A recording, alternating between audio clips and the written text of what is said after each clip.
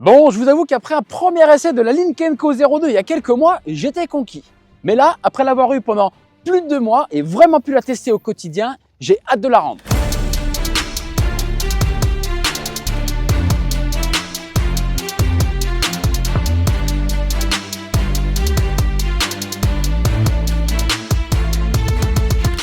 Ok, j'ai été peut-être un peu dur dans l'introduction, mais après plus de 3500 km à son volant, je voulais vous partager mon ressenti. Cette voiture fait une super bonne première impression, elle a vraiment beaucoup d'atouts, clairement, mais au quotidien, elle m'a franchement déçu sur certains points. Et il y a plusieurs choses qui font que malheureusement, je ne l'achèterai pas. Alors pour rappel, Lynk & Co, c'est une marque du groupe Geely. Geely qui détient Volvo, Lotus, Polestar, Smart, Zeekr, bref, des marques que vous connaissez forcément. C'est vrai qu'aujourd'hui, Lynk & Co en France, c'est pas encore très connu, malgré qu'il soit arrivé en 2022. Et aujourd'hui, il propose 3 véhicules. Vous avez la 01 qui est un SUV hybride rechargeable, la 02 qui est ici un crossover coupé 100% électrique, et vous avez la 08, un gros SUV familial hybride rechargeable, capable de plus de 200 km d'autonomie en 100% électrique. Et c'est assez dingue. Et j'ai eu la chance de pouvoir tester les 3 grâce à Localize. Donc si ça vous intéresse, je vous mets le lien juste en haut à droite vers les vidéos. Et si vous aujourd'hui, vous cherchez le leasing au meilleur prix, je travaille aujourd'hui pour Localize qui est un courtier en leasing automobile. En gros, il va s'occuper de vous trouver pour vous la meilleure mensualité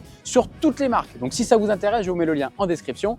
Et en ce moment, Localize a sorti Localize Reform. Ce sont des voitures à faible kilométrage, reconditionnées à des tarifs imbattables. Si ça vous intéresse, pareil, vous avez le lien en description. Et si vous passez avec mon code promo WeLike, vous avez 10 € de réduction mensuelle. Ce qui fait que si vous avez un contrat sur 48 mois, vous aurez 480 € de réduction. Alors personnellement, j'adore la marque, le look de leur voiture en général, leurs intérieurs et vraiment la simplicité de la gamme. Aujourd'hui, vous avez 2 finitions. Vous avez l'accord en gros qui est l'entrée de gamme et la More qui est la version full option. Mais attention, parce que déjà sur l'entrée de gamme, le niveau d'équipement est juste dingue. Et ça, c'est un point que j'apprécie énormément parce que du coup, sur le configurateur, pas besoin d'avoir une liste d'options à rallonge. Alors dans cette vidéo, je vais pas tout vous détailler sur la Lynk & Co 02. J'ai déjà fait une vidéo sur le sujet. Si ça vous intéresse, je vous la mets ici en haut à droite. Mais là, je vais vous faire mon bilan de mes derniers mois à son volant. Je vais vous partager ce que j'ai aimé, adoré sur cette voiture et ce qui fait que malheureusement, j'ai envie de la rendre. Mais avant ça, pense bien sûr à t'abonner à la chaîne de WeLike. On est bientôt 20 000 sur la chaîne. C'est énorme. Donc, merci à tous pour le soutien.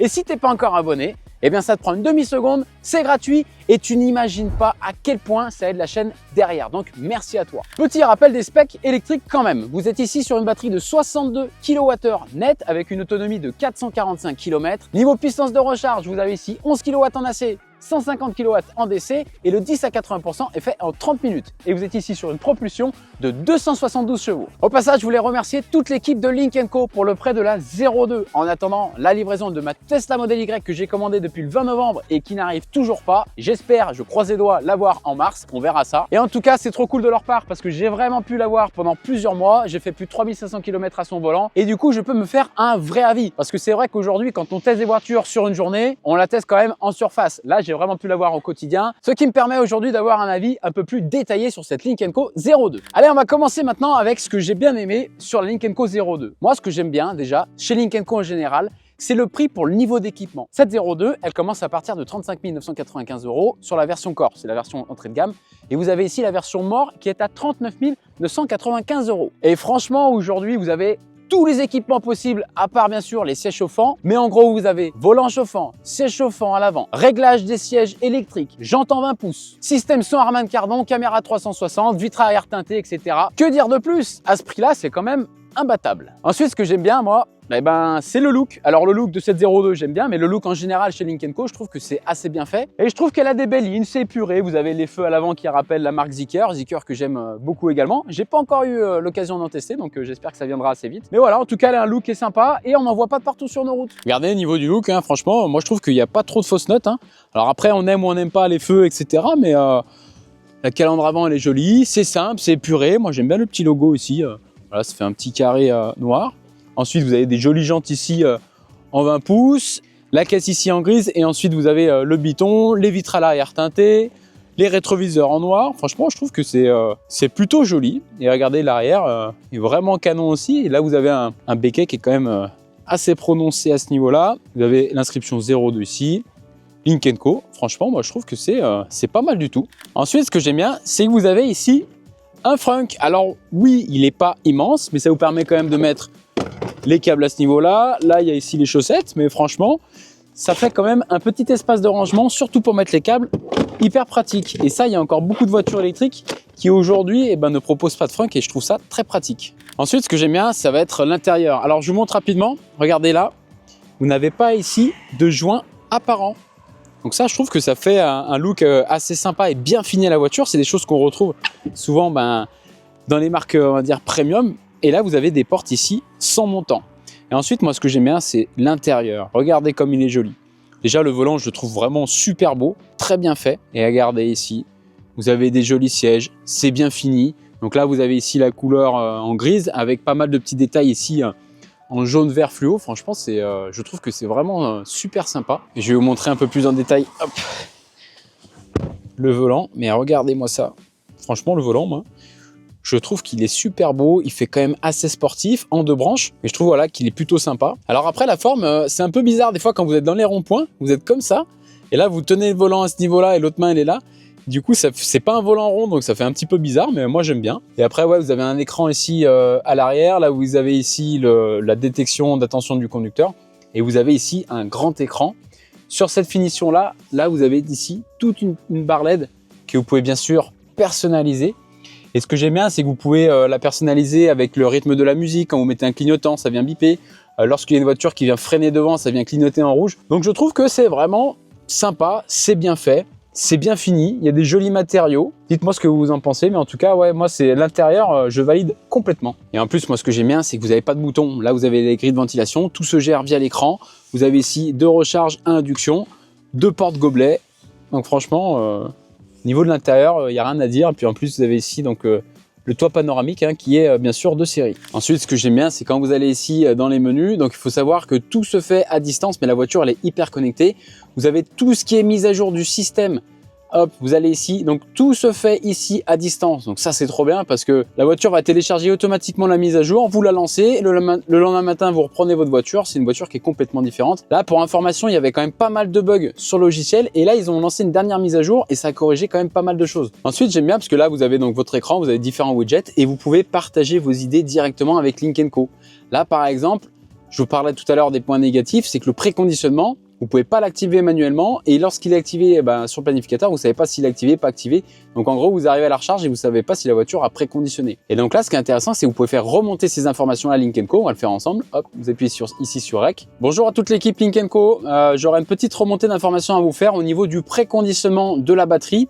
Lorsqu'on le fait sur le planificateur, en théorie, ça doit se faire, sauf qu'on n'a aucune information que ça soit sur le planificateur ou l'écran derrière le volant. On n'a pas d'indication au niveau de la batterie si elle est préconditionnée ou pas.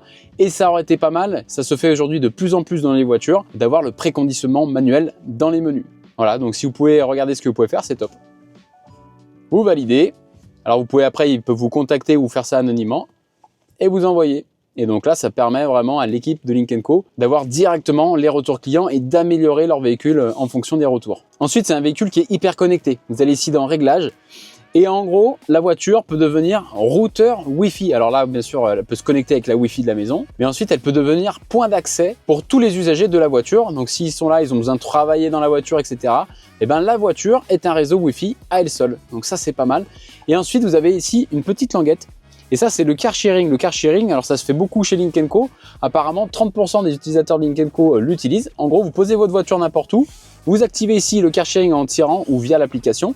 Et en gros, n'importe qui peut arriver, louer votre voiture, donc via le prix que vous avez défini. Et en gros, avec son compte Lynk & Co, il pourra déverrouiller la voiture, utiliser les voitures, en échange bien sûr d'une rémunération, et ensuite reposer la voiture au même endroit. Autre point qui est pas mal, c'est que là, quand vous allez dans conduite ici, eh bien, vous avez la conduite à une pédale. Et franchement, il est plutôt bien calibré, etc. Donc ça, c'est pas mal. Alors, vous l'activez une fois et après, il sera tout le temps actif. Vous pouvez le désactiver tout simplement. Et après, vous avez 2 niveaux de récupération d'énergie. Donc voilà, quand on roule en voiture électrique, c'est vrai que quand on a goûté One Pedal, c'est toujours bien de le voir. Donc là-dessus, franchement, c'est pas mal. Bon, comme vous avez pu voir, ça fait quand même pas mal de points positifs pour cette 02. Mais qu'est-ce qui fait qu'aujourd'hui, j'ai tant envie de la rendre? Eh bien, on va voir tout de suite avec les points négatifs. Alors, premier point négatif, pour moi, ça va être le système d'infodivertissement. Alors, les écrans, ils sont bien placés, ils sont grands, ils sont jolis, c'est bien fait en général. Mais par contre, je trouve que ça manque d'ergonomie et il y avait pas mal de petits bugs qui ont été corrigés. Heureusement, par la dernière mise à jour. Suite, je pense à différents retours qui ont été faits directement via l'écran. Mais ouais, je trouve que à l'usage, c'est pas très ergonomique, c'est pas très bien fait. Et il y a un truc qui est hyper relou, c'est tout ce qui va être aide à la conduite. Donc forcément, on le sait aujourd'hui, quand vous rentrez dans les voitures, il y a la détection d'attention du pilote, il y a les limitations de vitesse, etc. Et là, j'ai pas trouvé de raccourci pour le faire rapidement. Mais en gros, à chaque fois que je démarre la voiture, je vais ici dans assistance et manuellement je désactive aide au maintien dans la voie parce que franchement, si vous êtes sur une route et ça mord un tout petit peu, ça vous met des gros coups de volant. J'enlève également l'aide au maintien d'urgence dans la voie. Ouais, les limitations de vitesse, je les enlève. L'avertissement de vitesse, j'enlève. Ça, je laisse. Et ensuite, je viens enlever le contrôle d'alerte conducteur parce que là, vous regardez juste une priorité à droite. Là, le petit truc va vous dire attention, vous regardez pas la route et ça sonne franchement. Souvent, c'est quand même hyper sensible. Donc, à chaque fois que je démarre la voiture, je fais cette manipulation à chaque fois de désactiver les 4-5 trucs. Franchement, ça, c'est pas vraiment top au quotidien, quoi. Ensuite, le planificateur, son énorme point négatif, ça va être sa fiabilité et son pourcentage à destination. Là, par exemple, j'ai mis donc la destination Paris, je vais chercher une borne en appuyant sur le petit éclair, je mets y aller, ok, très bien. Là où j'émets des grosses réserves, c'est le pourcentage d'arrivée à destination. J'ai fait 2 longs trajets avec, une fois pour partir au ski et une fois pour faire un week-end en famille dans la Loire. Je devais arriver à destination avec au début 60% parce qu'en fait, il se base là-dessus sur l'autonomie affichée au compteur et c'est pas l'autonomie réelle. On reviendra sur ce point juste après. Mais en gros, je devais arriver avec 60% et au final, je suis arrivé avec 40% à destination. Donc, j'ai eu un delta de 20%. C'est énorme. Et quand je suis parti au ski, c'est pareil. Je devais aller recharger à Albertville. Ça me dit oui, vous allez y aller, pas de souci. Vous allez arriver avec 40%. Et au final, je suis arrivé à destination avec 10%. Et du coup, ce que je fais, c'est qu'aujourd'hui, je connais l'autonomie de la voiture. On en viendra dessus juste après. Et du coup, je mets mon point dans Google Maps et je fais comme ça parce que franchement, il n'est pas du tout fiable. Et aujourd'hui, il n'y a rien de pire quand vous rentrez dans une voiture électrique, vous connaissez pas, vous mettez votre destination dans le GPS et si le truc il n'arrive pas à destination ou le pourcentage il baisse, etc., c'est hyper anxiogène. Là, pour moi, c'est clairement un no-go et c'est pas compliqué de récupérer les datas de la voiture. Elle sait combien elle consomme. Ben oui, le chiffre ici sera pas très élevé. Ben oui, écoutez, c'est pas grave, mais en tout cas, le but, c'est de vraiment, sur un planificateur, d'être précis à destination. Et là, ça ne l'est pas du tout. Là, on va arriver sur le point de l'autonomie et de la consommation. Vous allez ici dans statistiques de voyage. J'ai fait exactement 3700 km. Et là, j'ai une consommation moyenne de 21,7 kWh au 100. Et je trouve ça quand même assez énorme. J'ai fait à 70% de l'autoroute à 130. Et sinon, c'est vraiment des trajets dans le coin, etc. Ce qui veut dire qu'avec cette consommation moyenne et la batterie de 62 kWh, en gros, dans la vie de tous les jours, vous aurez aux alentours des 280 km d'autonomie. On est loin, très loin des 403 affichés ici et des 445 WLTP. Et si vous faites de l'autoroute, vous aurez une consommation entre 24 voire 25 kWh au 100. Et franchement, quand vous avez une petite batterie comme ça vous fait moins de 260 km pour faire un 100%, 0%. Et entre 2 arrêts recharge, vous aurez aux alentours des 180 km. Donc franchement, c'est hyper limite. Quand on voit que j'ai fait plusieurs trajets en Xpeng G9, qui est quand même un gros SUV, c'était le Performance, le truc qui fait 575 chevaux, 4 roues motrices, j'étais à 25 kWh au 100. Là, on est sur une voiture qui est quand même plus légère, plus petite, plus compacte. On a une consommation qui s'envole. Et si on compare ça avec des Tesla, par exemple le Model Y qui est un SUV un peu plus gros, vous faites de l'autoroute avec à 130 voire 135, et ben vous aurez une consommation entre 17 voire 18 kWh au 100. Donc là-dessus, Lynk & Co, si vous pouvez bosser sur l'efficience de vos moteurs et l'efficience de vos voitures, ça serait quand même pas mal. Parce que là, du coup, forcément, ça vous coûte plus cher à rouler au quotidien et vous n'avez pas l'autonomie annoncée, donc vous pouvez être déçu. Et dernier point négatif, qui est pour moi le point bloquant qui ferait que je n'achèterais pas cette voiture, parce que ceux d'avant, ok, c'est des points négatifs, mais quand vous l'achetez, c'est en connaissance de cause. Et si vraiment la voiture, vous la kiffez, même si elle consomme un peu, qu'elle n'a pas beaucoup d'autonomie, selon vos trajets, selon votre quotidien, ça peut le faire. Par contre, ce dernier point-là, pour moi, c'est vraiment un no-go. Ça va être le plaisir de conduite. Je m'explique. On est sur une voiture aujourd'hui qui est jolie, qui est bien finie, etc. Il y a des belles options, il y a plein d'équipements et au niveau du prix, ça reste quand même très abordable. Par contre, c'est vrai qu'aujourd'hui, quand vous la conduisez, c'est pas fun. Franchement, je prends pas mon kiff à conduire cette voiture. Oui, c'est un très bon déplaçoir. Quand vous voulez attaquer un petit peu, etc., dans des routes de montagne ou même juste conduire en fait tout simplement au quotidien, c'est pas très fun. Les suspensions sont peut-être mal réglées, c'est trop mou. La voiture rebondit tout le temps, on sent que la voiture est lourde et que ça rebondit tout le temps et je retrouve un peu la conduite que j'avais dans ma Renault Zoé. Pour tous ceux qui ont conduit une Renault Zoé, voilà, ça rebondit tout le temps. Et c'est une voiture, à chaque fois que j'ai des passagers dedans et que les routes sont un petit peu abîmées, etc. Déjà, à l'avant, on est secoué, à l'arrière, ils sont secoués dans tous les sens aussi. Et mes gamines, moi, à l'arrière, quand je fais des longs trajets, eh ben, elles sont nauséeuses, elles prennent la nausée, etc. Papa, j'ai envie de vomir, etc. Donc ouais, niveau plaisir de conduire, c'est pas très fun. Et pour moi, ça, c'est vraiment un no-go parce que j'aime quand même la voiture et j'aime prendre plaisir à conduire ma voiture. C'est pour ça qu'aujourd'hui, je suis passé sur une Tesla Model Y. La Ioniq 6 que j'avais avant, c'était quand même assez fun à conduire, assez joueur. Mais là, c'est vraiment une voiture, elle vous donnera pas de sensation. Voilà, c'est quand même, voilà, c'est une voiture qui est assez plate. Alors ça, malheureusement, ben, ça peut pas être amélioré avec une mise à jour. Je pense qu'il faut pas revoir forcément le châssis, mais surtout, on va dire, les suspensions. Mais voilà, donc en tout cas, ce dernier point ferait que je n'achèterai pas cette Lynk & Co 02, malgré qu'elle ait beaucoup d'atouts, beaucoup de points positifs, mais voilà, pour moi, ça serait un no-go. Nous arrivons à la fin de cette vidéo. Si tu es encore là, merci à toi d'avoir regardé la vidéo jusqu'au bout. En tout cas, j'espère que ça t'a plu.